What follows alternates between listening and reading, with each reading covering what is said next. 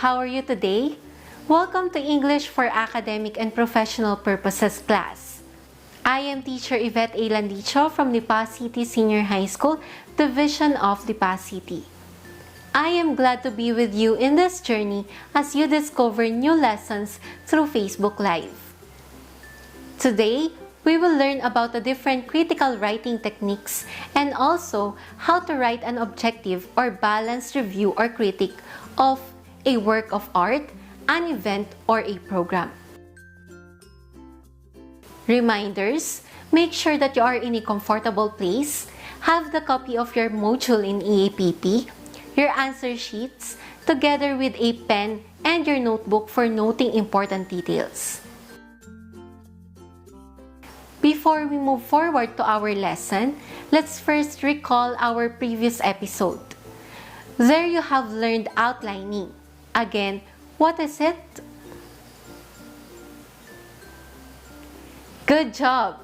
An outline, also called as hierarchical outline, organizes material hierarchically and sequentially by classifying the main topics, subtopics, and the supporting details. Now, take a look at this picture and give at least 5 points that you see in the picture. You may type your answers in the comment section below. All your comments are your analysis of what is in the picture. You evaluated the picture using your reaction and opinion. If you think writing a reaction paper, review, and critic is hard, think again. You have been evaluating and reacting to different works without knowing it. So now, what is review or critic? A review or critic is a careful analysis of an argument to determine what is said, how well the points are made, what assumptions underline the argument, what issues are overlooked, and what implications are drawn from such observations. It is a systematic yet personal response and evaluation of what you read. It is a genre of academic writing that briefly summarizes and critically evaluates a work or concept. Critics can be used to carefully analyze a variety of works. Creative works such as novels, exhibits, film, images, or poetry. Research such as monographs, journal articles, systematic reviews, or theories. Media such as news reports and feature articles. Like an essay, a critic uses a formal academic writing style and has a clear structure, that is, an introduction, body, and conclusion. However, the body of a critic includes a summary of the work and a detailed evaluation. The purpose of evaluation is to gauge the usefulness or impact of a work in a particular field.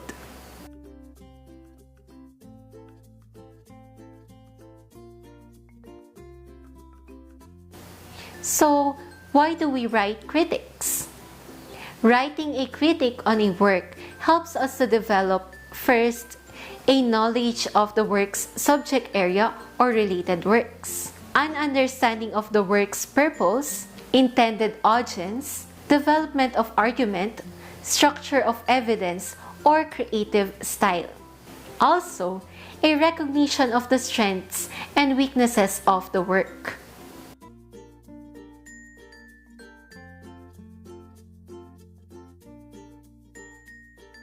Now, let's talk about how to write a critic. Before you start writing, it is important to have a thorough understanding of the work that will be critiqued. Study the work under discussion. Make notes on key parts of the work. You may also develop an understanding of the main argument or purpose being expressed in the work. Consider also how the work relates to a broader issue or context. Read about the critical approaches. You can highlight some important ideas. You can use this in expressing your views.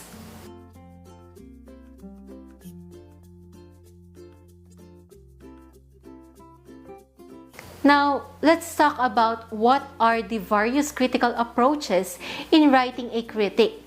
We have several of them, but in today's lesson, we will only tackle three: formalism, feminism, and the reader response. In formalist criticism, it focuses on the text. If you're going to analyze a text, focus on the text itself. The background of the text, the background of the author doesn't matter. What we care most about here is the text itself. You're going to criticize what is in the text. Next is, it uses close reading. When we say close reading, you're going to read the text word by word because formalist critics believe that every word has a relation to one another and that the words here are correlated and they have relationships. Next, it ignores the author, reader, and social context. The author's opinion, the reader's opinion, the social background of the text does not matter. What we are looking for in the formalism are the imagery, the figurative languages found in the text structure, the text style, and the tone of the text. Next, feminist criticism. Here, you examine women in literature, but it is not just women. It is the tension between male and female imagery within a piece of literature. And then, we explore how both symbols are being treated. Are female symbols being diminished, or being pushed down, or being suppressed? Are male symbols being champions? We might also find that the female symbols are free and loose. This criticism reveals how our culture views men as superior and women as inferior. Lastly, the reader response criticism. This approach takes as a fundamental tenet that literature exists not as an artifact upon a printed page, but as a transaction between the physical text and the mind of a reader.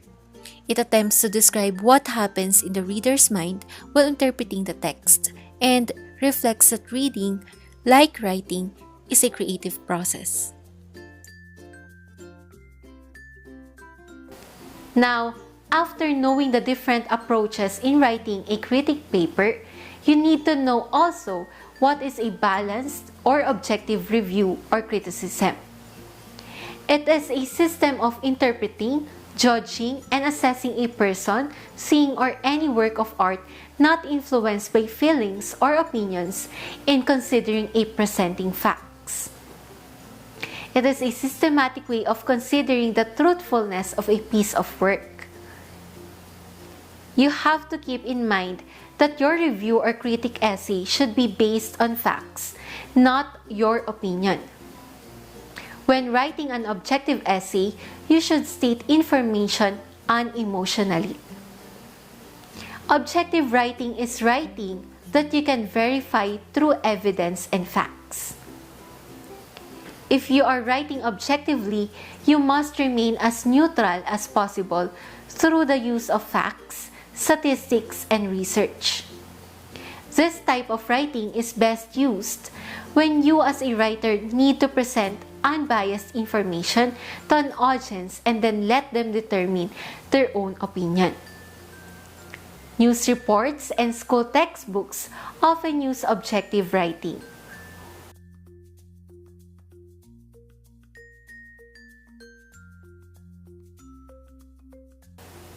To keep your writing objective, try to follow these tips.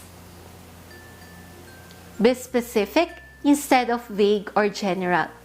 Rather than writing almost everyone voted for him, write 82% of the company members voted for him. Do not use opinionated, prejudiced, or exclusive language. Rather than writing men and girls, write men and women. Keep both equal and keep both genders listening to you. Avoid using first person to keep it more professional and less about you. Rather than writing, I believe, try using a fact or credible source to prove your point, like, according to Smith, 1999. Try not to over-exaggerate your writing. It can help to never use words such as really, always, never, or very. These words can make your writing appear falsified or weak. Rather than writing, "The race was really close," be more informational by writing, "The race was close enough to demand 2 recounts." So, before we end this episode, were you able to remember our lesson for today? Post it now on your social media and use hashtag LOTD in EAPP or Lesson of the Day in EAPP. Thank you so much for watching. This is your English for Academic and Professional Purposes class. Keep safe everyone and God bless you all.